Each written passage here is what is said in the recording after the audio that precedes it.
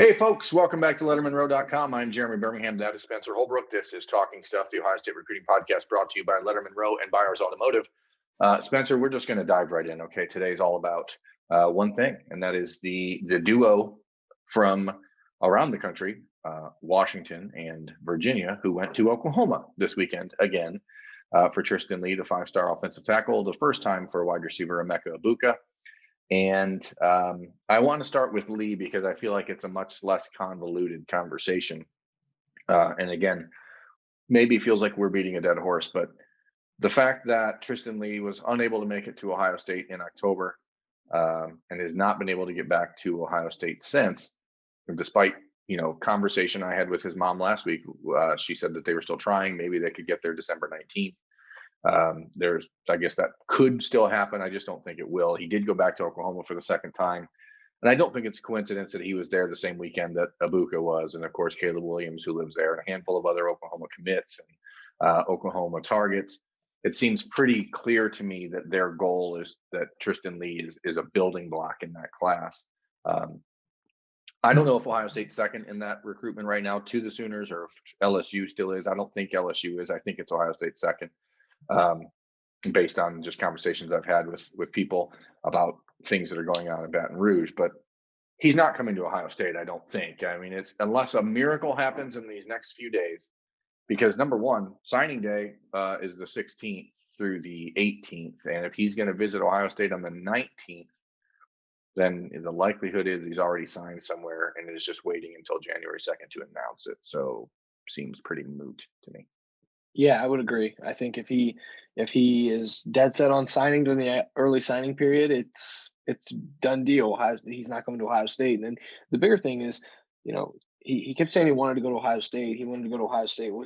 Like we keep saying, it's a lot closer than Oklahoma is. He made 2 trips to Oklahoma and none to Ohio State. That tells you just about everything you need to know. And in a world of reading tea leaves and having to do things over Zoom, with Ohio State, he chose to go to Oklahoma twice, and that kind of gives a lot of his thought process away without really giving anything away. Yeah, 2 trips to Oklahoma, 2 trips to LSU, both of those before the LSU season sort of fell apart and before everything went haywire down there with the off the field stuff. And I think that off the field stuff has actually affected his recruitment with LSU a lot more than the fact that they're not playing good football. I think that part of the equation is easy to explain if you're Ed Orgeron or the people in the Tigers program. The rest of it, the off the field concerns about character inside of that program, that is easier said than done to try to explain that, because that sort of stuff matters to kids and their parents a whole lot more than people think. Before we dive into Emeka Egbuka, I guess it makes sense to even go back to Rajon Davis, the 5-star linebacker from California who's committed to LSU for that reason. Again, we talked about him last week, but we're a week away from signing day, folks, and we're going to talk about the same couple guys because that's really all that matters at this point. I don't believe that Rajon Davis is going to sign with LSU. He is not going to enroll early. He is not going to sign early. And so I think that there is a very good opportunity for Ohio State potentially, based on what shakes out with linebacker numbers. If anybody leaves attrition wise that they're not expecting, maybe there's an opportunity there for Ohio State to really swoop in. I think USC is probably the team that really people should be watching there for Rajon. And there's a tie-in potentially to the class of 2022 with Damani Jackson there as well. If Rajon Davis and Corey Foreman end up staying at USC, all of a sudden you have a much greater pull for Damani Jackson to stay out west. But when you're talking about Foreman and Rajon Davis, Arizona State's in the mix. There's a lot of moving parts, but either way, I don't think that LSU is where Rajon Davis will end up. So we can put that stuff away and get on to the main course, because that's the meal of the day, the miel du jour, the meal of the month is Emeka Egbuka, the 5-star receiver from Steilacoom, Washington, outside of Seattle, number 1 ranked receiver in the country, 5-star player, a top, baseball prospect as well as a center fielder. The dude is a super athlete. Okay, so for months, Spencer, we've had this conversation about Emeka Egbuka. He was going to visit Oklahoma no matter what before he made a decision. Okay? So I want to say that first to people out there because why? Because on Monday, he got home from Oklahoma. On Tuesday, he announced that he's making a decision on Friday. Okay. Mhm. So what's the natural assumption from folks out there? Out there, like, as in, like, in Columbus, because the reaction in Columbus is that pets' heads are falling off. But the reaction in rooted in reality is that he saw everything he needs to see at Oklahoma, and now he can make an informed decision. And Right. I think that's very important. The context here, the Ohio State relationship with him is so strong, and we can't stress that enough. That Yeah. it'll be interesting to see where this lies, because did he hear enough from Oklahoma to put the relationship with Brian Hartline to bed? I don't know if that's even possible because his relationship with Brian Hartline's so good. It is possible because it's recruiting and it's Ohio State and it's Oklahoma, and those are two massive programs that can answer a lot of questions that a lot of recruits could have. So it's about to get interesting. It's about to get a little wild, and we haven't had this in the 2020 class in quite a while at Ohio State. No, and there's two trains of thought here. One is that 2021 he vi- class, sorry. right, no worries. So there's two trains of thought. First is that he visited Oklahoma, he got home, and he knows his decision, and he's announcing it Friday, and so that will make people freak out and say, okay, he's definitely picking Oklahoma. The timing is perfect. It suits. It lines up great for Oklahoma, and that is indisputable. But it's also coincidental, I think, in that, as you said, he was been saying for months he was going to visit Oklahoma before he could make a decision. So the timing is less about Oklahoma and more about signing day, which is next week. And if he wants to sign early, he needs to make his decision before next week. So either way, the most recent visit was going to be Oklahoma. The most, the visit that was going to be on his mind was going to be Oklahoma. So it really comes down to the relationship with Ohio State. And here's where I think it's actually kind of funny, Spencer. If you read the words out there from other people in the last month or so, there's been a lot of conversation from folks that are actually trying to sell this narrative that it's Oklahoma and Washington as the top two schools for Abuka, and Ohio State running third. And I don't have any idea where that notion comes from, but I think it's utter bunk.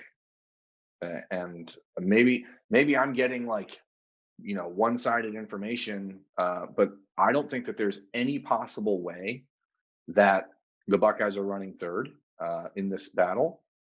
If they are, then a lot of this conversation is moot anyway, because if they weren't first heading into the Oklahoma visit, then they're certainly not going to be first coming out of it. So I don't think that that's true. So I want to be very clear. I know there are people around the country who are very good at their jobs who are saying that and suggesting it. I think they're getting bad information, and we can deal with that, I guess, down the road if I'm right or wrong. That said, the decision is coming this Friday at 8 o'clock Eastern time for Emeka Egbuka. And it comes down to relationships like everything else. Okay. Ohio State's relationship, the relationship he has with Brian Hartline, the relationship he has with Ryan Day, the relationship, ironically, that he has with the Ohio State 2020 wide receivers is actually funny to me because I think that those guys are being used against Ohio State on the recruiting trail and being told, hey, they have these four receivers in this class that, it's going to be harder for you to get on the field.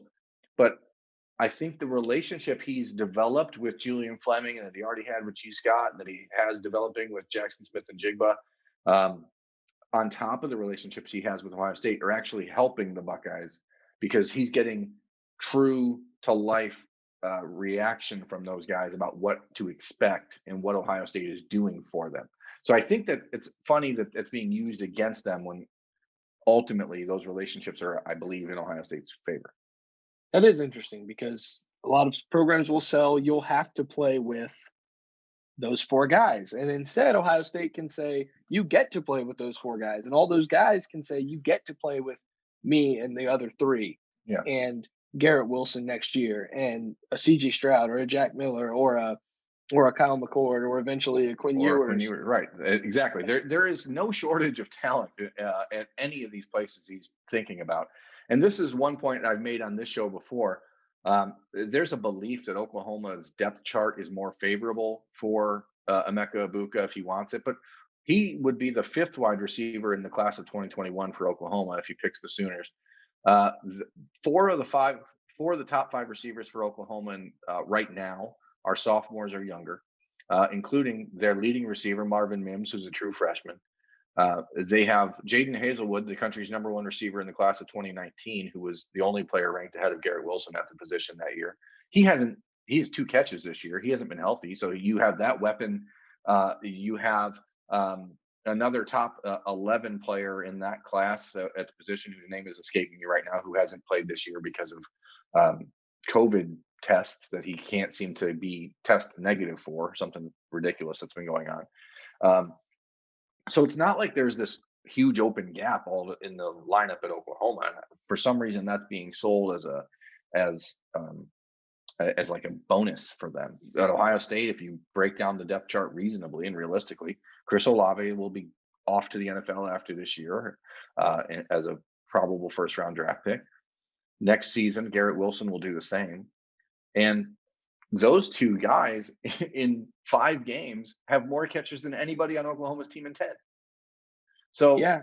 it's the production, the depth, the fact that these young guys at Ohio State are actually closer to where Egbuka would be developmental wise because they've had no real opportunity to play. I think all that plays into Ohio State's favor. And I feel funny that I'm like the only person seeing it that way. And I don't, so I'm either insane or right. I hope Are I'm you right. crazy? Am I crazy? I hope I'm right, but I could be crazy. And so, there is obviously things he liked about Oklahoma. The relationship he has with Caleb Williams is better right now than any relationship he has with an Ohio State commit, period. So, we can talk about the quarterbacks that are available for Ohio State. But, we'll certainly figure that out. We're going to be back for a break. We'll talk about this more in just one second. So, welcome back to Lettermen Row, Talking Stuff, the Ohio State Recruiting Podcast. We're talking about quarterbacks, and Oklahoma has good quarterbacks. Okay, there's Spencer Rattler, very good quarterback. There's Caleb Williams, very good quarterback coming in the class of 2021. Spencer Rattler is a redshirt freshman. There's no guarantee that Caleb Williams is going to be playing ahead of him for the next 2 years. I don't think that Spencer Rattler is a Baker Mayfield, Kyler Murray type player yet. So there's not like a huge concern that he's going to be gone after his redshirt sophomore year. So while I think that the relationship with Caleb Williams and Emeka Egbuka is something that you have to pay attention to, if he's really, and I've said this before, Spencer, like if the biggest thing for him is his friendship with Caleb Williams, then the Buckeyes have no shot anyway, right? Yeah, I probably. mean, he can play video games with Caleb Williams while he's at Washington or at Ohio State, Yeah, but we're not considering Washington a threat here. So Well, I'm not because I just don't buy it. Again, as I've said about plenty of kids in Ohio over the last year, if you're in that home state and you want to commit there, and the best thing you can do for your future of the program is to commit early and build a program. And I don't think that that's what Emeka is going to do. I think it's an Ohio State Oklahoma battle all the way. Go ahead. What were you saying before I so rudely cut you off because I'm a jerk? this is your show, Berm. I'm just here for the bands. But anyways, I think you have a good point there. If that relationship with Caleb Williams wins out, then Ohio State just needs to cut its losses and say, well, we gave it a good run. That's not how Ohio State recruits. They don't do that very often. They still go after guys, especially when you're recruiting against a team that you could see down the road in the college football playoff as an opponent. And I just think that I'm going to keep saying it. I think that Brian Hartline's onto something. When you can't go out and see a guy and you can't be in the home or you can't have him on campus and he lives 2,500 miles or however far Seattle is from here. I'm not a geographer. But when you have that and you continue to build that relationship despite the obstacles that Ohio State has in this recruitment, and I know, I don't want to sound like a woe is Ohio State guy because Ohio State doesn't need any pity from anybody. But I will say there are a lot of obstacles that Ohio State's had to overcome in this recruitment as it pertains to COVID and the dead period and everything. And for them to still be in this battle tells you what kind of recruiter Brian Hartline is. And for them, if they can win the battle, will tell you even give you an even better feel of how big of a recruiter he is, because this was not an easy recruitment to land the number one wide receiver in the class from 2,000 miles away when he can't visit for an entire year. Like that is mind blowing if Ohio State can pull it off. And Oklahoma's up against the same battle, but I, I I just think that relationship wins out. Yeah, and Oklahoma got off to a late start a little bit in this recruitment, and they weren't really a player until like the end of July, which is all that more impressive that they're the team that seems to be the potential thorn in the side here. And again, I don't know what it is, but something has just always felt like he said this for months. He wanted to go visit Oklahoma, and Emeka Egbuka is an extremely thorough kid. Like he does not make decisions emotionally. He does not do things irrationally. And I think that a lot of people see, and we'll go back to the start of this very conversation about him. They see the timing of this announcement and think that it's an emotional reaction to his visit to Oklahoma ending, and I just don't see that being the case. Um, Yeah, I think that there's also something, Spencer, to be said that here we are a week before signing day, the signing period, pardon me, and Ohio State chose not to go after any other receiver in these last few months, knowing full well that it didn't really need to because they do have a lot of young talent that is unproven, and they feel like maybe it makes more sense to bank another scholarship for 2022 if needed. But it also speaks to the fact that Brian Hartline's always felt comfortable in the fact that he has a good relationship with Emeka and thought to himself, why even risk that by offering someone else? Why even put that out into the atmosphere and say, hey, if you don't want it, someone else will? Because I think a lot of times kids are looking for reasons to say, okay, fine, maybe you don't, maybe you aren't everything you've said that you were in this recruitment. Maybe you kept telling me I'm your guy, I'm your guy, I'm your guy. You'll wait on me forever, but then you don't. And so I think that that's a strategic play by Ohio State, one that is born out of comfort with the current roster and with Marvin Harrison and Jaden Ballard. But the Buckeyes were very, very, very in on Bo Collins, very, very, very in on Troy Stellato, very, very, very in on uh, the other kid going to Oklahoma, Mario Mario Williams. Williams. They had opportunities to really push on other guys, and there was always something about the bond between Hartline and Egbuka that kept them from doing it. And so I know that there's plenty of reasons for people to be freaked out, and I know coming from me, Mr. Negative, it's going to be weird when I say I don't see it. I know Oklahoma has done a lot of good things here, but I don't think that visit was enough to shove it over the top. So I think that's enough, and we will find out on Friday. So today is Wednesday. We have 2 days to figure it out. Spencer, anything else you got? That was the longest game of in or out we've ever played. No. Oh my gosh, we didn't even have the theme music. Yeah, but we can always add it in.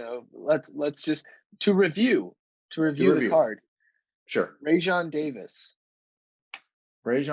I'm still going to say out, but it's not because I don't think he's going to LSU. It's because I think he's not going to LSU, and that increases the odds of him ending up at USC or somewhere else. But I don't think he's in at Ohio State yet. Okay. Tristan Lee. Out. Okay. And then the big one, Emeka Egbuka. This episode of Lettermen Row's Talking Stuff, brought to you by Buyers Automotive and hosted by me, Jeremy Birmingham, co-hosted by Spencer Holbrook, is rated E for everything Emeka. And I still think Emeka Egbuka is in at Ohio State, and I think he will pick the Buckeyes on Friday. And I think Buckeyes fans have every reason to be skeptical right now, but it just doesn't feel right. All right, and a bonus that you don't know about. JT Tuimoloau. In still. I mean, I don't see why not. I don't think anything's changing. Again, I really think that JT's visits is going to happen in like the end of April, and I think that he's going to be making a college decision in May. I don't think that there's any reason to even consider that he's going to have one ready in February. You know what's crazy about that though? He could still contribute next fall if he shows up in June.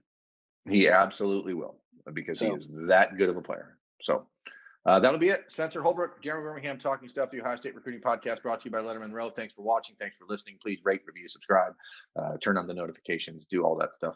Spencer and I will be back sometime in the next couple of days to break down the decision from Emeka Egbuka, whichever way it falls. So we look